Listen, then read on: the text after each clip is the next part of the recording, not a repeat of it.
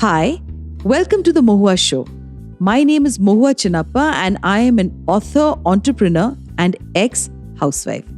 This podcast is about everything from business to technology to arts to lifestyle, but done and spoken ईमानदारी से. Hi, in today's episode, we have with us an influencer. Okay, not just an influencer, but a trailblazer, aspiring to influence and inspire countless youngsters to turn their passion into a full-fledged career. So many of you might ask me, does influencing really count as a career? So we have today with us the dynamic Varsha Suresh, who's going to tell me that, is it really a career? I think this question has come out a lot the past few years, especially. And I would say, especially after the lockdown, I think people have gotten into social media a lot more than what it was before. It's become like a whole sensation, which is which has its own, positive and negative effects. But it's safe to say that it is a career because there are so many wonderful, successful people out there right now who have changed the game in social media, not just by becoming influencers but also like speakers. They teach online, so definitely it's a great platform.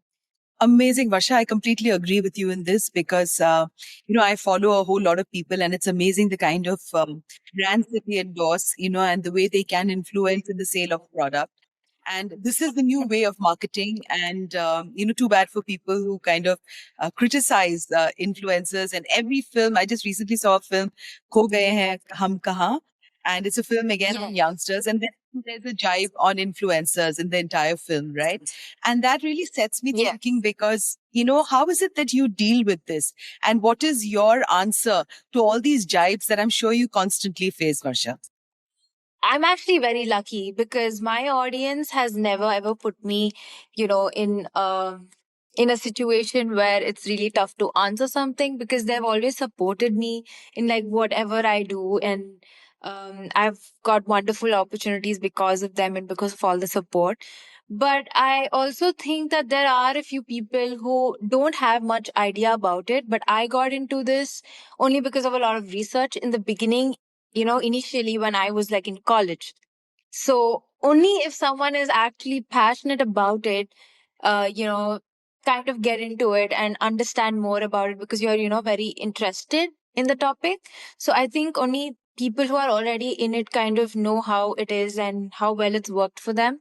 But some people will obviously not have an overall idea, and it's really hard to explain because you don't see it. Some people don't see it as a career at the end of the day. They just think it's like, just a game. So, Varsha, how did your people at home react to you when you told them that this is what you're going to pursue? In that way, also, I'm kind of lucky. Always wanted me to get into, like, it's a typical Indian household. So they want their children to study, become an engineer or a doctor or anything. So I went on to the same path and I took up engineering. I completed my engineering in Bangalore in computer science. I was not that passionate about that, but deep down, even I wanted to do that for like security. And simultaneously, I always was so passionate about fashion because I grew up looking at my mom because she loves fashion too, just like me. And it's because I'm like the first daughter, I kind of bonded more with her. And our tastes are kind of the same, very similar. And that's how I kind of was very inspired. She was my inspiration and role model while growing up. So I kind of had that in me already. So whenever I used to dress up like outside, people just used to ask me like, "Hey, where'd you get that from?" So that kind of gave me a boost, and that's how I got into it. But my parents were like the biggest support system for me because they absolutely loved what I was doing because it was different. It was not the same thing that everyone else was doing. Most of them were just studying, like my friends and stuff, but I was doing something on the side all the time. So I think that's why they encouraged me even more because they wanted me to do things differently in the family or like in the society. So they always supported me, which is great. So a lot of people, look at influencers as just being people who are posing pictures. They have this very crazy, great lifestyle where they're traveling all over and they're posing pictures. But just throw a little more light on what it takes, to be an influencer. And I'm sure there are so many more things, right, Varsha? Definitely. To be very honest, I started when I was 18. So at that time in Bangalore, there were not many influencers. Actually, there wasn't even the term influencers. It was just blogging or bloggers at that time because people used to make blogs. And I kind of had an influence with foreign influencers, like people in like America and all of that. So I drawn towards that, and then I was like, why not? Let's just do it here. So that's when I kind of got into it and understood like what goes behind the scenes. To be honest, it was very easy back then because there was less competition. But as things started growing, right now I would say it involves a lot of hard work behind the scenes because now, for example, if you get like a brand collaboration, right? So you need to put in all your efforts because the brand is trusting you and it's trusting your image, it's trusting you as your own brand. So you need to make sure to like, put yourself out there in the right way.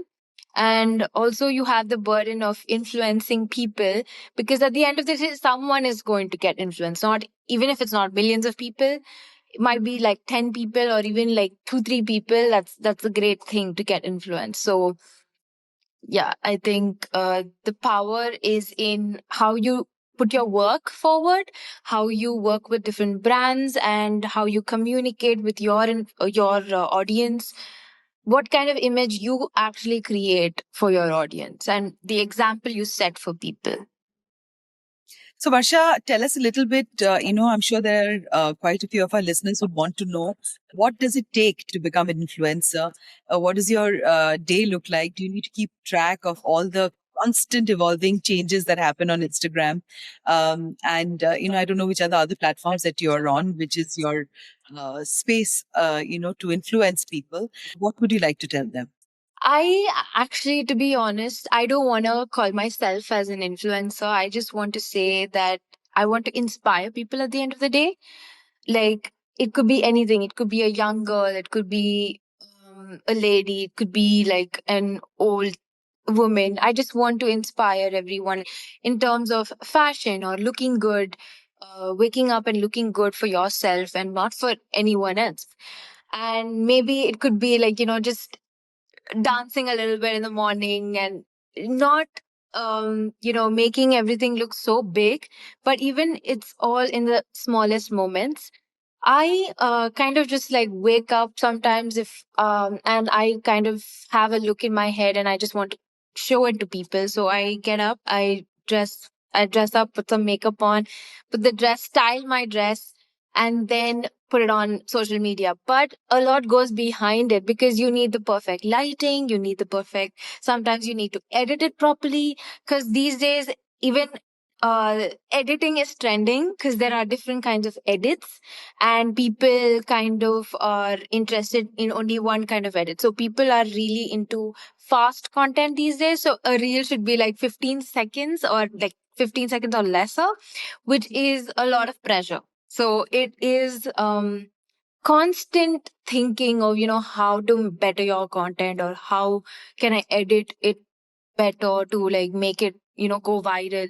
There are different hashtags, captions that you have to start using. So there are various things that are into it right now. And I think as once you're in it, you kind of understand the different steps, but there's a lot behind it. Some people have teams who handle their social media and maybe the like for example the person itself just handles their own styling. There are stylists, they hire stylists as well. So there are different things that are involved, in content creation. So it could be, it's endless. So yeah. So, Varsha, tell us a little bit about monetizing because if for anyone who's looking at becoming a full-time influencer, what would be the revenue stream and how will one approach, monetizing their influence responsibly? Initially, when you start out on social media, you shouldn't be expecting anything. Like, you cannot be expecting anything because that is your crucial time, because you're creating your own brand. People are looking up to you, and you need to have or build that relationship with the audience. Only when you give value to your audience, you start growing on social media or anywhere it could be. So it does take a lot of time initially to get that first brand collaboration, or for you to get something out of it. So initially, maybe you need to do a lot of barter collaborations where you give them your service, but they give you an item of the brand or the company, and then you just have to keep that. Or they might just not give you anything. Maybe it's like a shout out. Those are like barter collaborations, which happens a lot initially in a blogger's life. And then as you keep going, you kind of build a lot of stuff on your Instagram. So other brands start looking at your Instagram like, okay, yeah, she actually promotes stuff. So then they start coming in with different kinds of proposals. So it just depends on what the brand is also looking for, what kind of face they need.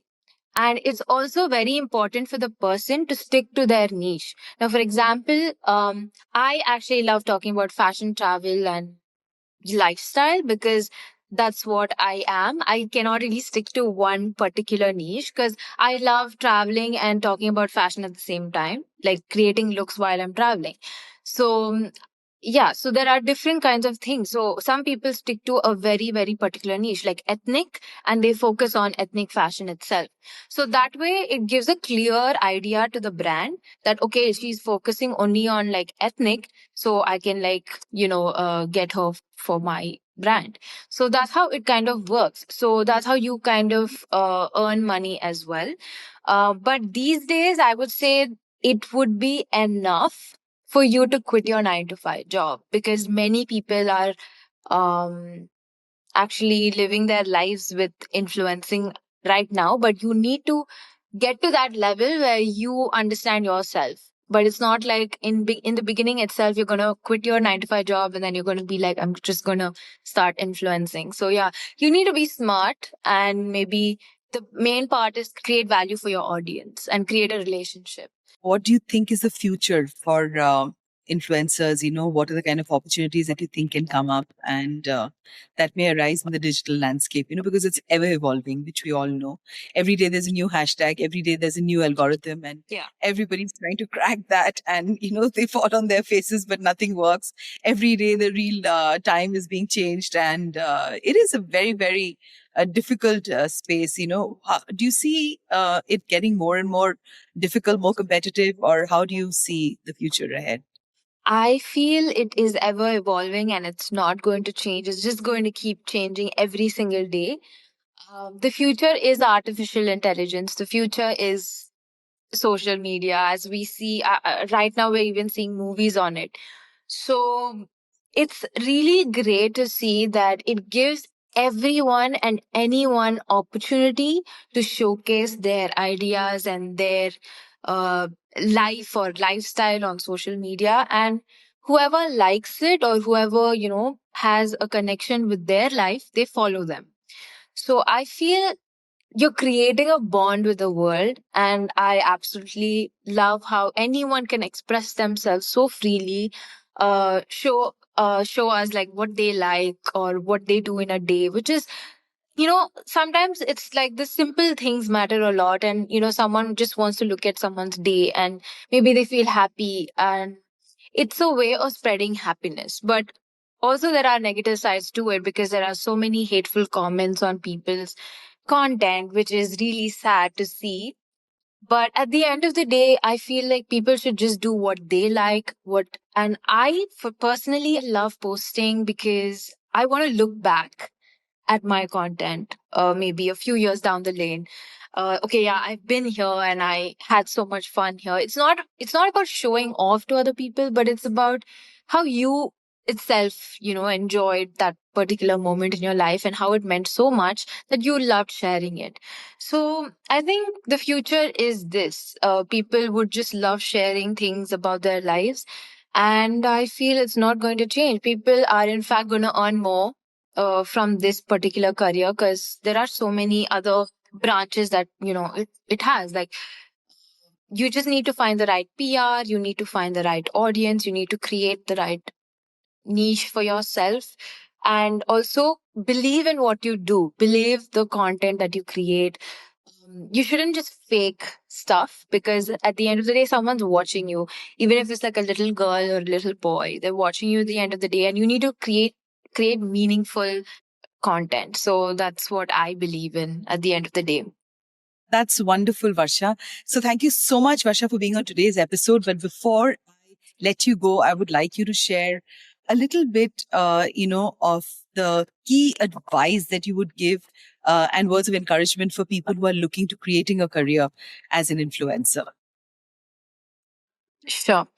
I think the first step that I'd definitely ask you to take is start, because it's really hard for people to just start. It takes a lot of push, because initially, even I was very scared to put my face out there or even talk to people, because I was just such an introverted kid, and I just was scared to like share my opinions on anything. So I would just say that you need to push yourself. Just start. Like, you're not going to lose anything. You start, you see how it goes. It might work for you, it might not work for you, but at the end of the day, you at least tried.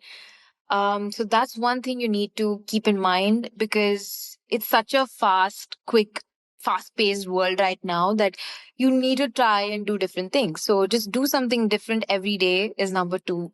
And number three is try to stick to your own values. Try to, you know, stick to the right things. Try to share values to people, and try to entertain people at the end of the day. So yeah, that is what I believe in. Also, find your personal style, because I talk about my personal style. I don't really follow trends or like just blindly follow things or like real trends. I just stick to my love and my art. So I stick to that. So stick to who you are, and then everything will fall into place. And don't, one more important point is, never fear or get lost in the race, because everyone's heading to the same, like trying to head to the same destination, but everyone's journey is different. So not everything doesn't have to work according, to everyone else's life. So everything can be different a little. So be different. So I would say just be different. Thank you so much, Varsha, for being on today's episode. Thank you. Thank you so much for having me. It was wonderful talking to you. To you, our dearest listeners, you can find us on your favorite streaming services: Spotify, Amazon Music, Apple Podcast, and of course on all other major streaming services. With loads of love, we are The Mohua Show, where we talk ईमानदारी से.